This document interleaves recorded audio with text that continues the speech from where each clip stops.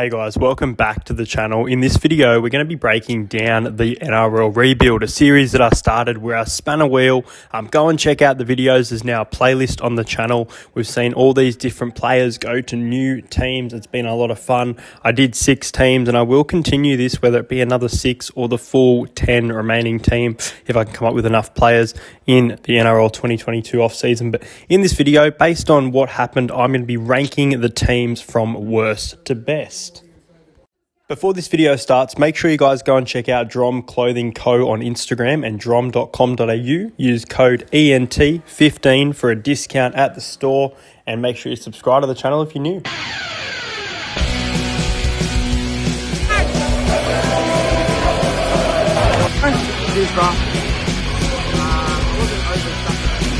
Subscribe to Entertainer.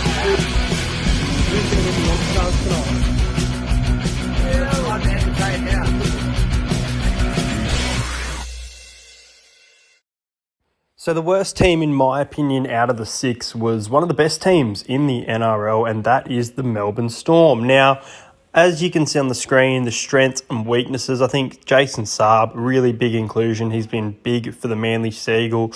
He's electric. His speed is compared to Addo Carr, the Hammer. They always talk about these races, so I think he's a big strength. I think the experience and depth of this side, players like Hymel Hunt, who I do apologise, I do have Hymel Hunt on 2 different teams accidentally.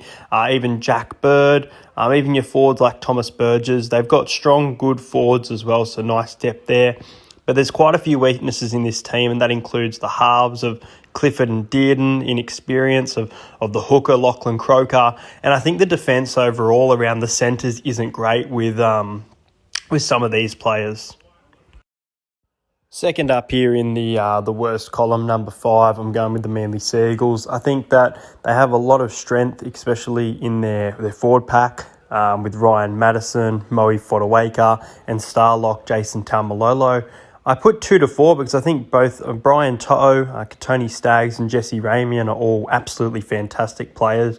Xavier Coates is good, but still a bit of inexperience. I think riding the fullback as a weakness is a little bit harsh, and I think Will Kennedy is a great player, but can he open up a game like Tedesco or Gutherson or Chance Nickel-Clockstad can? I just don't know if he's that type of player. And then, of course, the halves here in Ash Taylor, the $1 million player. Not sure if he's worth all the money. Definitely has a lot to offer in the game, but I think it's a little bit weak there. And Mitchell Pearce, who has been in the game for a while, but he's a questionable half for mine, so it's an okay team, but I'm going to put this one in 5th place. In 4th spot, I've got the Canterbury Bankstown Bulldogs, a team that are rebuilding nicely for 2024. I think Ponga at the back is one of the biggest strengths, and he can open up games like those players that I've named before. Look, I think Corey Norman is very inconsistent, so I've got the consistency as a weakness, but I think he's a positive half. He doesn't have the best game all the time, but he's still got a lot to offer. I think he'll partner nicely with Jerome Hughes in that number 7. Payne Haas, obviously. The forward pack is fairly good for the most part. Papali'i and Nathan Brown loves to offload, so it's not a bad team.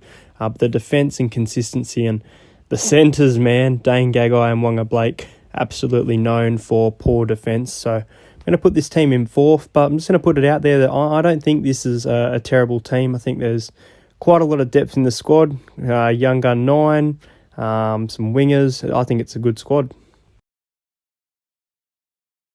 Team number 3 is going to be the Sydney Roosters. So we get into our top 3 now.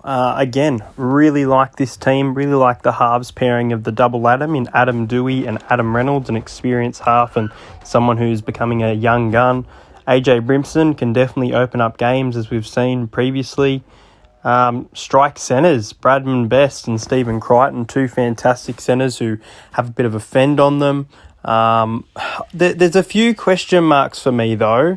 I think the defence for the most part is fairly good, especially in the forward pack, but I think some of the forwards are questionable. I think Alex Glenn, Jai Arrow, Regan Campbell-Gillard are all good on their day, but how often is their day? And I think the other thing about this team that I've written, and I think I'm being a bit critical here because Charlie Staines is quite young, but the wing defence, Hymel Hunt, he's played the NRL for a long time, great attack, but not sure about the defence. And I think it's similar with Charlie Stain. So I think the questionable forwards and the wing defence brings the team down. But overall, I think that this Sydney Roosters team is pretty threatening. The runner-up for this video is going to be my own team here, guys, the Parramatta Eels. Now, this is a damn solid team. I think, let's go through the weaknesses first. The halves are pretty weak. Scott Drinkwater, his running game's good. Luke Brooks just hasn't proven to me he has enough to offer in the NRL. He's part of the Tigers, but I still have question marks all over him. Jake Turpin, he's re-signed, but I just don't know how he'd fit into this spine, so another weak one. And then the defence of Valame and Olam, even though they're fantastic, or even there's a few players here I question the defence of. I've got the question mark, but I think it's pretty good. The speed of Pappenhausen, the speed of Olam, the running game of Drinkwater, a lot of speed. These are some of the best forwards in Victor Radley, James Fisher-Harris, one of the best this year, David Fafita, some awesome signings here. And the big thing for me being rep experience with players that I've mentioned playing for Fiji, Australia, New Zealand, Origin. There's so much here. And the goal kicking could go to Garrick or Pappenhausen, which makes this a very dangerous team. But the number one spot goes to the Canberra Raiders. What a team. Now, the funny thing about this is there's a few Eels players in this team thrown in. Now, I didn't decide these, as you saw by the wheel, but Tom Trbojevic at the back. There's so much strength. This is a damn strong team. Combinations work, we've learnt. Marnie and Paulo and Dylan Brown and Moses. It's a really nice combination there. Tupou for the high ball. Sivo and his strength. Flexible to other positions with players like Joey Manu, maybe even Adam Elliott to move into the front row from the back row. The halves kick more than run. Moses and Brown don't really run. They're more of kicking half. Rare to see that. And the weakness of the back row, I think it can be avoided for the most part. And I spoke about representative, and I can't even think of a player in this team, probably besides Adam Elliott and Brad Parker, that haven't played at a representative level. I think this is an incredibly strong football team, probably the best team of the rebuild so far, but this isn't up to me. It's up to you guys. Now I'm going to be showing you a few of the players in the jerseys that were designed by All Sport Chat, so go and check him out. Make sure you follow my TikTok, EntertainYT, if you'd like to see every single player. There's a video for each one. I had a ton of fun with this rebuild, but this was definitely the best team for me. Make sure you like and subscribe to the channel. We're so close to 3,000 subscribers, doing some huge giveaway. May just release merch as well around the corner for you guys. So like this video, subscribe, go check out All Sport Chat and our sponsor in Indrom Clothing, and here are some photos of players and jerseys.